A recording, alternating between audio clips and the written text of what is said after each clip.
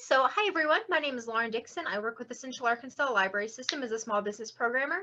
Every month I have a new program with a small business owner that's in Little Rock or the surrounding areas, just so they can give you their experiences with owning a small business. And maybe if you're thinking about starting one yourself, it will encourage you to begin. So here I've got Brandy Thomas and McNair. She is the owner of Bellavita Jewelry, which has been around since 2008.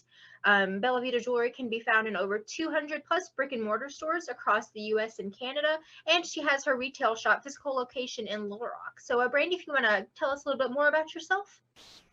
Yeah, so I started making jewelry a long, long time ago when I was 10 years old. So I have 29 years of jewelry making experience. And that has evolved and morphed into a brick and mortar retail store and a jewelry line that we sell all over the US and Canada and Mexico. So you said you started as a kid. How did you get into making jewelry? Did somebody in your family make jewelry, or was it just you decided one day you wanted to begin? Sort of. I mean, in an interesting way, like both sets of my grandparents were antique dealers, and so they were always repairing costume jewelry, or making restringing beads, or making new pieces with gemstones. So I was around that my whole life, and then my grandmother also one of my grandmothers also collected antique buttons. And so growing up around that, I was just really inspired by the materials and the imagery that I found on things. And then my mom, of course, would take me to the hobby stores. And then there was a bead store that opened in Eureka Springs. And I quickly became their biggest fan and later on worked there. So with the bead store, have you found a bead store that's similar like that in Little Rock, or do you still source some of your materials from that bead store that you started out as a kid? Unfortunately, I don't shop a lot at bead stores because I have to buy my product or my supplies wholesale. Right. But I do frequent. There is a bead store in the Soma neighborhood called Argenta Bead. They used to be in Argenta, but they're in Soma now. And they're a wonderful resource. They have all of the things for hobbyists, or for professional crafters. It's a really, really good resource that we have right here in Little Rock. So I pop in there from time to time when I'm in need of like something unique or special or very specific. Yeah, I think I've passed by there a few times and never Yeah. thought to go, but I definitely think that It's will really be on my cool. list of places to visit now. Yeah, it's a really neat place. So with you starting out, of course, having grandparents as antique jewelers and making jewelry as a kid, how did you decide that this is what you wanted your business to be? What led you to wanting to make a business out of this? It was kind of a long journey. So I did start working at the bead store in Eureka Springs. It's called Crescent Moon Beads, and Eureka Springs is a tourist town, and this was back in the late 90s, and it was very hoppin', and we made lots of jewelry. And I just kind of got burnt out when it was time to figure out what to do for college. I opted for taking my time, and I pursued a degree in interior design, which is what brought me to Little Rock. So while I loved jewelry design and jewelry making, I was kind of burnt out at a very young age. And so I really enjoyed my education, and I'm glad that I pursued something different, but I'm glad that it also brought me back to jewelry. So Right.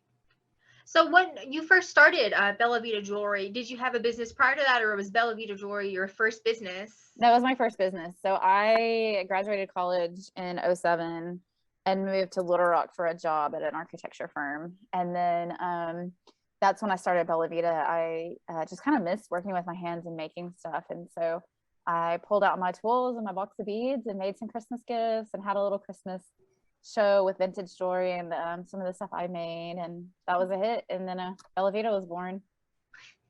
What was your mission when you first started? Gosh, to make a living and to not borrow money from my parents. So I worked actually 2 part-time jobs. I worked at Argenta Bead and I worked at the Oyster Bar waiting tables. And then every other moment was spent working on the business. So I would do craft shows and art fairs and just kind of reinvest. I had a paycheck coming from my job, so I would reinvest my money back into the business. And so yeah. How long would you say it took you from that, taking money from what you made at your other job and putting money into your business? How long would you say that period took before you were really able to get Bellavita up and running? It was about 5 or 6 years. So I started Bellavita in 2008. And then my husband and I moved to Oklahoma for 3 years because he was pursuing grad school. So when we moved back to Little Rock in 2013, that's when I decided to not get any part-time jobs and just pursue it full-time. It's really interesting. So now that Bellavita is up and running, how do you advertise and market your materials? Do you have your own marketing team, or do you just handle all of that yourself? I do all of it. In the beginning, it was just me and lots of social media, lots of marketing newsletters, and then just kind of navigating and figuring out where your customers are, which I still don't know. We have a good customer base that comes and visits us, but we're always looking for new customers. And so I'm real strategic and about how I advertise, just because advertising is not cheap, it's an investment. So, but yeah, lots of social media, we have that at our fingertips. And of course, it's changed so much over the last 13 years, but it's still a good tool. And then we just try different things. Like right now we have an ad running on the local radio station, KBF. So we'll see what that does. And sometimes we place ads in local magazines and such, but I would say primarily word of mouth and social media is how we're getting the word out there. How do you recommend people go about knowing their marketing style? Because I know a few businesses have different marketing styles. So how did you develop Bellavita's marketing style? Really just trial and error and just guessing. I do, and you did ask if I have a team, and I do have some help now. I've hired a friend that does marketing to help me with my newsletters and like the strategic side of sending them, because there's all sorts of things you can do and all sorts of ways to target people with those emails. And I'm really good at coming up with the content, but I would rather pass it off to someone else. Right. Understandable. Yeah. So a lot of it's just been trial and error and just seeing. The emails do really well, and so does the social media. So those are, and taking out ads in magazines and the radio ad and stuff, like it's hard to see a return on that. Unless somebody walks in and says, "Oh, I heard you on the radio," or I saw you in the magazine. That's the only way we know, Yeah, that makes sense. So you said that you now have a physical retail location in Little Rock. What made you choose a specific location and neighborhood that you're in now? Well, not always, but I don't know, 2 or 3 years into the business, I realized that I wanted to have a brick and mortar in some capacity. And then it started out as about 400 square feet in an old historic hotel. And then it has, in the last 2 years, grown to where we're at now. We moved locations to where we're at. And we just expanded for hopefully the last time. We took over an apartment behind our store so that we could have more production space. And that made us have more room in here for retail. So, yeah, I think there was always a part of me that wanted to have a storefront presence, but I didn't always know how to go about that, or if it was affordable, or all of that stuff. But I've just always been real comfortable with slow and steady growth. So we've just been able to grow a little, expand a little, grow a little, expand a lot, grow into it, expand a little, so. And then how would you say with the pandemic has changed? I know that Bellavita also has an online store. So what are the changes that you've seen since the pandemic, at least with the online store and your retail space? It's interesting. I mean, our online definitely perked during the beginning days of the pandemic and through a lot of the pandemic, just because until people started getting vaccinated, a lot of people still weren't coming out, to shop in person. So of course we implemented like the curbside pickups, and I even did deliveries for a little while last year. But and curbside is something that we'll always have. So that would be one change that's come since COVID. And I think that's probably one of the things. I don't know, when COVID hit, we just worked really hard to get every single thing on our website and make sure our website was user friendly. We're actually about to launch a brand new website, hopefully this week, just because we learned there's, definitely some places to make improvements on the user experience. So, yeah. Yeah, that is really exciting. I'm happy to hear that. Because like next week, we'll have a new website. We've had a lot going on, with store expansion and new collection launches and websites. It's been a lot. can you actually, what is the process of making the jewelry itself? I know that the jewelry is typically like handmade or vintage. So what, even just drawing up the design collections, who takes care of that? Well, I still design everything, and now I have a production manager, Megan, who oversees like all of the orders that come in that we need to make. And then she has a production assistant, Kendall, who also helps make the jewelry. So I still design everything, but I also ask the whole team for input, because one thing that I have learned over the years is not everyone's going to like what I like, and I don't like what everybody else likes. So, you know, I think it's really good to have input from a group. So while I do design everything, I hardly ever make anything anymore. Like I'll work on the design. So I design a new collection in like February and March, and then I give them the samples and they produce the stock on it. So do you feel like, oh, sorry. Oh, I was just gonna say, so kind of the process is I'll think of, or I usually go to market each year to a big gem and mineral show. So I get lots of inspiration there, bring all my stuff back, mix it with stuff we already have. I sketch sometimes and draw sometimes, but I'm more of I just like to get everything out of the drawers and pile it on the table and just start like bending wires and connecting stones. You know, that's really, I'm more of a doer than a dreamer. So that's usually how I start designing, and then it just kind of blossoms from there. So in terms of now being able to hand off at least the making the jewelry part of it, do you find that you've been able to have more time to focus on the business itself now that you're not having to worry about designing and production? Yeah, it's really, yeah, all I do now is run the business. I miss the days where I could sit around and make jewelry all day. So yeah, especially with it would be a little different if we didn't have the storefront, but I manage the store. Basically, I'm the manager of the store. Make sure everything gets ordered, make sure everything is run correctly, and that kind of stuff. I'm looking to promote or hire a manager at some point, but I still am pretty new to having a retail store, so I want to figure out all of the systems and procedures and stuff before I hire.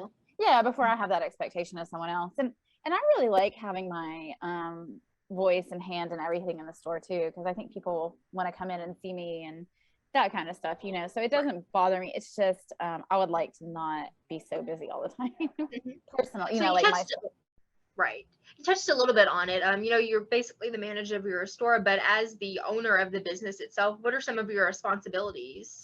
Well, I currently coordinate all the social media. I have one of my employees helping me with that, so I'm hoping that she can take over more and more of that as time goes by. She's still pretty new. I do all of the email marketing, coordinate all the orders that come in via email, order all of the supplies, order all of the inventory for our storefront, organize events. Like we do a lot of workshops and classes and events, and so that's one thing on my list today to work on, to get all of our fall events up on the website.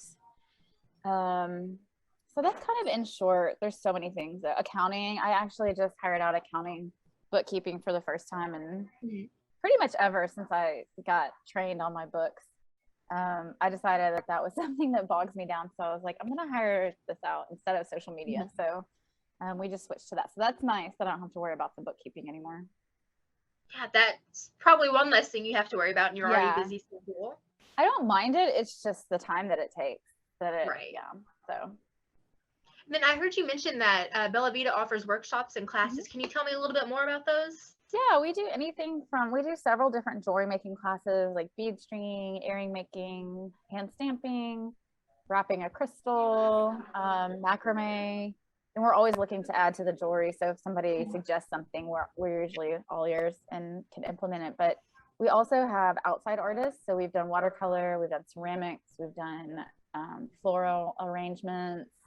I do a dried wreath making class. We even have astrology. My friend Michelle is an astrologer, and we have two different, it's basically introduction to birth charts. And then she's added a second class.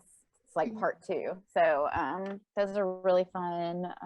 Yeah, just all sorts of different things. And then we also do Second Friday Art Night is a big deal for us. I'm the chair for the Second Friday Art Night committee. So that's every second Friday of the month. We have a featured artist in-house. and show off their work. And it might be somebody that we sell in our store, but it might just be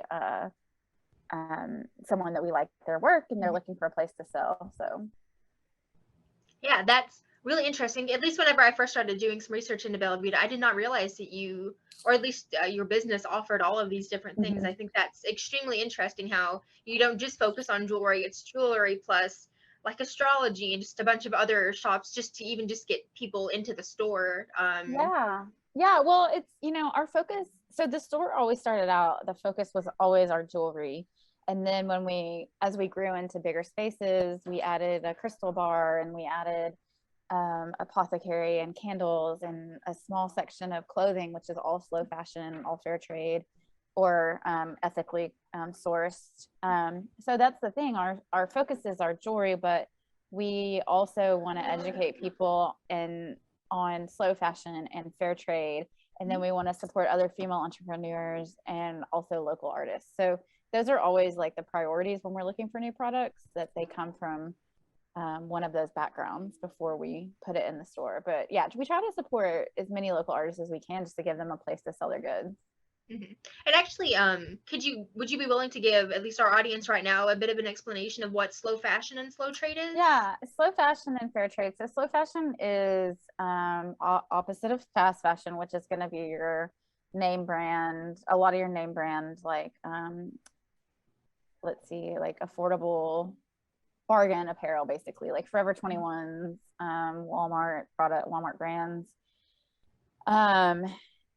Fast fashion is things made in sweatshops, whereas slow fashion is possibly still made in a sweatshop, but they have fair wages, they have clean working environments, they have clean air to breathe, they have safe conditions to work in. And then some slow fashion companies go as far as eco-friendly processes and eco-friendly materials and eco-friendly practices. So you can get into slow fashion. There's different levels of slow fashion. But I don't know, it's something I'm really passionate about. And I don't think a lot of people know about it, how much waste the clothing industry produces and how many discarded clothes get dumped on poor countries and they have to deal with them. And then there's also like the accidents that happen in sweatshops and clothing factories that are just unnecessary. If there was more precautions taken, it wouldn't be like that, but everyone's out there trying to make a product as cheaply as possible so they can sell it fast. Whereas like the products that we carry as far as the apparel are going to be quality made, things that last for years and years and years, like investment pieces, so we have everything from some pants that are fair trade and ethically produced that are like, $40 to really cute statement dresses that are $145 that will outlive all of us. These dresses are so well made and the fabric is just gorgeous and very thick and well made too. So that's a little bit about slow fashion. And then fair trade has a lot to it too. And fair trade is going to be similar in where workers have safe environments to work in, clean environments to work in, ethically produced, possibly sustainably sourced. They're kind of, slow fashion apparel can be fair trade also. Also, people are paid living wages when they're working for these companies, that kind of stuff. So, okay. Well, I thought it was, sorry. I was just going to say, we try to pull in those products that, are doing a little good in the world. Yeah, I'm an environmental science major. I finished in December, and I have actually never heard of the term slow fashion. Oh, really? And that's so interesting to me. I think now I want to do more research on it, but hearing about it, I didn't realize that what you call it fast fashion was such a big issue. I'm assuming it causes pollution. Oh yeah, lots of pollution. We didn't even touch on the pollution. Like there's a couple of books. One of them's called Overdressed by Elizabeth Klein. That's where I started. About 10 years ago, I heard her on an NPR story. Overdressed and is the name of the book. And I'm gonna write it down on my phone. Yeah, I got it, and that really opened my eyes to there is an alternative, and it's not, slow fashion is probably not accessible to everyone's budget, but you could also, slow fashion is considered like thrifting. Like you can go to the thrift store and buy your clothes too, it's not just brand new things that are or not eco-friendly necessarily, but that are produced ethically, like thrifting, yard selling, resale shops. That's considered slow fashion because you're not contributing to the new materials. Those products have already been made and they're already out there. So that's another aspect of it too. Yeah, that I feel almost like mind blown that I've never heard of this. And that is really interesting. I would love for you to keep in touch if you get into it or if you read the book. There's a second absolutely. book. I wrote it down on my phone. I work at the library. I'm gonna check when I get in tomorrow. I bet they have it. There's another book at Cal's that I checked out about a year ago, and it's all about fast fashion too. And I'll have to email you the name of that when I remember it. Yeah, absolutely. So just make sure it's Overdressed by Elizabeth Klein. Okay. She in the other book, I don't remember who wrote the other book, but when I think of it, I can tell you.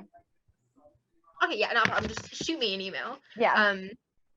Yeah, here we went off a while back on the business stuff, but it's still a really good conversation. I'm extremely fascinated with this now. I will say, since we are talking about business stuff, I will say that this is exposing people to slow fashion and fair trade products is a little bit of a passion project of mine because it's not common knowledge. So it's kind of like we do have to educate our customers. It's not like, I guess what I want to say is I don't think this would have been as successful for me trying to educate people in year 1 through 6 or 7, but now I'm 13 years into having the business. I have a little wiggle room to experiment with things that I'm passionate about. So I would like to throw that out there. Yeah, actually in the future, I would love to do a program with you on, not just doesn't have to be your business stuff, but on like slow fashion and sustainability that I think would really benefit our patrons. Yeah. And there's a couple of other people in town that are really passionate about it too, that we could all maybe team up and talk about it. Absolutely. I would love to do something like that with everyone. Love it. Let's bookmark it.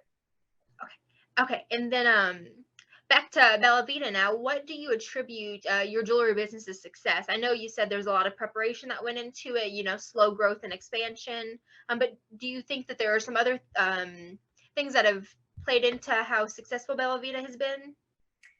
Yeah, I mean, I think, I've always tried to just be myself and not try, just stay in my lane. Someone told me that once and I'd never heard it before and I loved it. I was like, yeah, if you just stay in your lane, you're more productive and you get things done more. I try really hard, especially with the merchandise we carry in the store. I try to keep it fresh and new and not like what everybody else in town has. And then as far as my jewelry designs go, I try really hard to have to source different findings and different gemstones and that kind of stuff for my jewelry designs, just so that they will stand out and be different.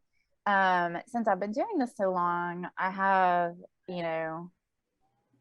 a good 25 years of resources, because I learned a lot of resources when I worked at the bead stores that I worked at too, and met vendors and just learned about the industry, which led to me doing more research and learning more about the industry. And like now currently I'm trying to plan a trip to go. There's all of New England area used to be the capital of like the costume jewelry making capital of the United States before everything was shipped out, I would say in the 90s or so to overseas. So there's actually a museum that I'm like trying to figure out if I can go take a trip to visit before Christmas, but I haven't figured that out yet. But I don't know, I buy books, I just took a 3-day workshop on how to make my own metal stamps, because we do a lot of stamping in our work. So anything from designs to phrases to names to dates, that kind of stuff. So yeah, I don't know. I feel like I'm just always learning and evolving. But I think consistency has really paid off. I am a recovering perfectionist. I think that really helped me in the beginning. And just, I've always just had a really strong work ethic and a really strong drive to succeed. And like I said, like really not having to borrow money from anyone was my main goal when I started the business.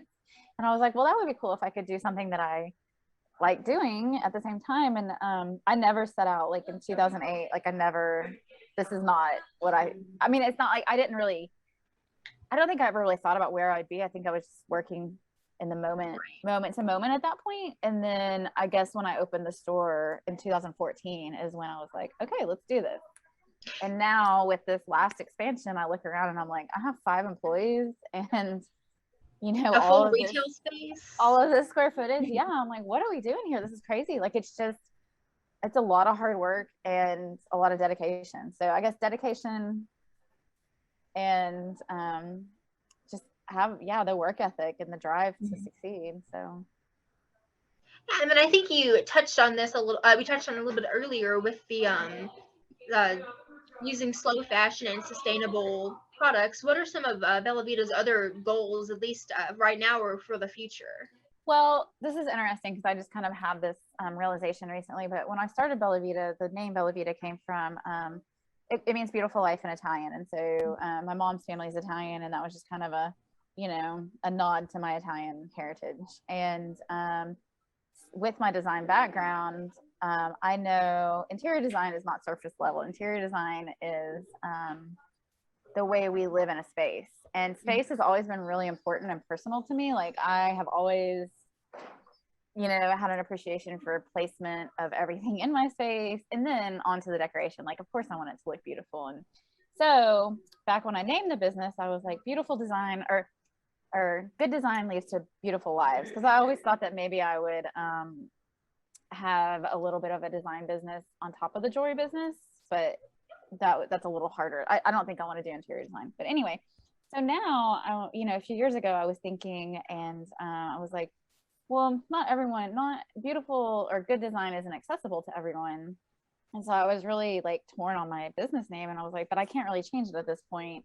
That doesn't really make sense either. And so recently I was like, maybe it's my life's mission to make beautiful things more accessible to more people. So that's kind of the path that I'm on now. I really love being in downtown Little Rock, and you had asked what brought me to downtown or what brought me to this neighborhood, I think. And I didn't really answer that yet, but when I moved here, I would come down to the river market, to the farmers market and stuff. And with my interior design background, I have a strong appreciation for historic buildings. And so I would just, walk around, drive around downtown and admire all the buildings. And I'm like, why isn't nothing's being done with these? And of course, I don't have a budget to buy and rehab a building. But so I was just so delighted over the years of me living here that, Downtown Partnership and other downtown businesses are revitalizing our downtown, and it's just come so far. So I landed in the Lafayette building, which is next door to where we are now.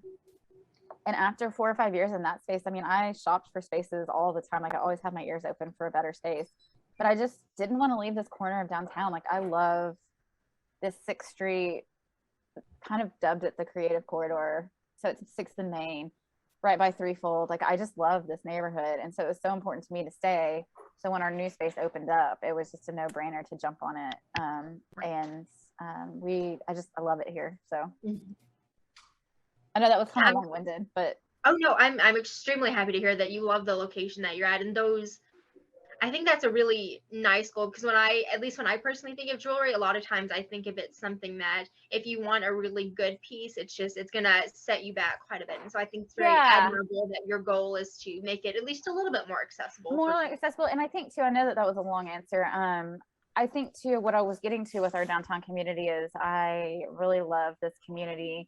And yeah, I would like to have some kind of possibly like a social enterprise to, like, I feel like that's the next step for us, is to have some kind of giving back.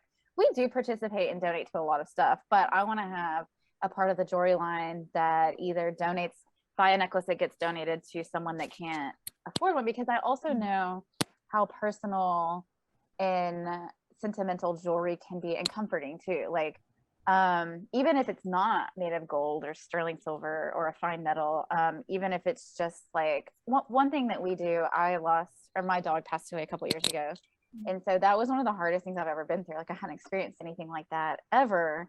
And I hadn't experienced loss in probably 10 years. So I didn't really know how to cope with that. But I made these charms, and I still wear them 3 years later. It was a little memorial to him.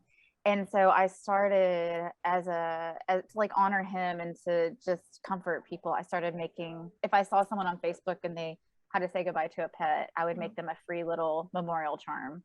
Just little things like that like people don't realize. I don't think people realize how comforting just having a charm close to you can be, so just, it's just little things like that. And now that we're further along in our business, I think my next goal is to have some kind of social enterprise aspect to where we give back, or a certain amount goes to a fund that, you know, gives other people access. Yeah. Yeah, I'm thinking just back to the charms, as a pet owner too, my dog's on the other side of the door right now. Because if she were in here right now, she'd be all over me. But just, I think that's very kind of you to make those charms for people, especially, you know, your materials, you know, that's your money. But I think that's very kind, and I'm excited to follow Bellavita. I follow y'all's Facebook, and I saw the recent, like, the posting that y'all did about the hand stamps, and so I'm excited to see what y'all are able to do next in terms of the social enterprise. Oh yeah, thanks. I mean, it'll probably be a year or two down the road, just because I think that's a lot to figure out. But right. But I think that's what I would like to do is give back somehow on a consistent level, instead of just certain times of the year or when we're asked for donations, that kind of thing. So yeah. Yeah, that's understandable. But I also, like I said, I still think it's just very admirable that that's even a goal for Bellavita, because some businesses just truck along, and, you know, there's nothing wrong with that if that's what people decide they want to do. But I also think there's always something very special about businesses who do want to give back in any capacity that they can. Definitely to each their own. But like, the money has never been my driving force. Like, happiness and creating jobs and creating something in my community is definitely more important. Of course, we have to pay bills. Like, I'm not saying, right, of course. I'm not saying any of that, but it's, you know, it's not the driving force here. Okay. If you could start your business all over again, is there anything that you wish you would have known beforehand? I know you mentioned that you've been in jewelry for a long time, but is there anything that you, going into either starting Bellavita or just starting a business in general, that you wish you would have known beforehand? I think I wish I would have known about certain resources, like the Small Business Association and the SCORE office, who is through the Small Business Association. And then now, I don't know how long the Small Business Technology Development Center has been around at Euler, but that's another wonderful resource. And all three of those resources are free. So, well, I'm sorry, they're paid by tax dollars. So while they're free to me, someone's still paying for it. We're still paying for it. But I can go get free mentoring from the ASBTDC. It's a mouthful. And their office is located at Euler. And I wish that I would have had those services in the beginning, because and I wish I would have taken bigger risks in the beginning, because I've not taken out any loans. Like, I've built all this by having the skills that I was taught as a teenager, and then taking new classes when I had the time and the extra money. And then I had a box of tools. So I was lucky, you know, like, not everybody starts with that. So I was able to start with a little bit of a setup. Whereas, like, if you wanted to go start a business with something you're not that experienced with. So for instance, if I wanted to go start a food truck, I would have to buy everything, you know? So that, you know, I didn't have to take out any loans. And sometimes I wish that I would have had more mentoring and guidance on banking things, because I think taking out some business loans would have helped us grow faster. But again, that's not where I'm comfortable. Like, I'm comfortable doing it myself. So those are some little things. I think I would maybe change from the beginning to give back a little, have that built into the business plan instead of adding it on. But in the beginning of Bellavita, I was just so focused on, like, paying rent and paying my car payment and that kind of stuff. So, well, I mean, that stuff is important. It is very important. And that's the thing, you know, like, I would, in the beginning too, I mean, I always wanted to give my family and friends a little discount. Not that they expected it, but I was like, wait, I'm only going to give my mom a discount. And then when I'm in a more comfortable place, then friends and the rest of the family can get, you know, a little discount. So that would, you know, just little things like that. Like, it's good to just keep all of your money and reinvest it and keep really good records and that kind of stuff. So. And then here, just for reference for anybody watching, the Small Business Association, the website is just sba.gov if anybody wants to check that out. I've found that a lot of other small business owners that I've worked with have found it very beneficial. And like Brandy mentioned, there's actually, you can input your zip code on one of the sides. on one of the website tabs, and you can actually find free business counseling in your area. Like Brandy said, it's not free, it is paid by tax dollars, but that is something that has been very beneficial to other business owners that I've spoken to. And the good thing about both of the programs, SCORE through the Small Business SBA is retired professionals. So you're going to get paired with like an accountant that, you know, had a career as an accountant. So you could get really experienced folks as your mentors too. So that's yeah, really if nice. anybody, like I said, if anyone wants to check it out, it's just sba.gov, or you can search Small Business Administration on Google. And then the last question that I've got for you is, if you wanted to give one piece of advice to anybody thinking about starting their own business or starting their own business, what would it be? That's a tough one. I think, you know, just stick with it, be true to yourself. Don't try to please everyone, because you're not going to, and don't try to change who you are for anyone. That might just be my life advice too, but just give it a good, honest try and ask for help. Like, seek out a mentor, seek out counseling, that, you know, ask for help. Ask for help. Okay, I think that's really good advice. I know not even just business owners, but some people that I've known have just struggled in life because they don't know that it's okay to ask for help when you hit a road and they just think, I can do this by myself. But sometimes, you know, you can't do everything by yourself. No, and especially like now I have employees, and I've had 2 to 3 employees for years, but now there's 5 of us, and that is so valuable to me because I can run ideas by them, because like I was saying earlier, not everyone likes what I like. And not that I have to change my designs for everyone else, but like I get input from them, like, what if you change this just a little bit, or what if you did it in this color too, because this is my favorite color, whereas like I might hate that color, you know. So it's just nice to have, and if you don't have employees, you know, like create a round table of your friends, or, you know, a focus group of friends and customers, even just 2 or 3 people, just get input. So right, I think that makes a lot of sense. And then I will give everybody about a minute or 2 for questions. So yeah, thank you for joining me, Brandy, so much. I really appreciated all of the advice that you've given, and I'm looking forward to that email about getting everybody together to do the environmental stuff. Yeah, it does look like there was a question in the chat. So somebody had asked, whenever you were first doing your business, you mentioned that you have an accountant now, but how were you running your books before? I kept all of my books in spreadsheets, and probably 7 or so years ago, I hired an accountant. Okay, so in the beginning, I kept all of my books in spreadsheets and kept all my receipts in shoeboxes and just tallied it all up at the end of the year. And then I handed it over to an accountant who I found through my father. And then probably 7 or 8 years ago, I hired an accountant that was referred to me who specializes in jewelry businesses. So she got me set up in an online program like QuickBooks, similar to QuickBooks, and taught me how to do all that, all the reconciling, all the reporting, all of that kind of stuff. So so I think you can set up your own QuickBooks. That's not my cup of tea. So I've opted to have someone train me on it.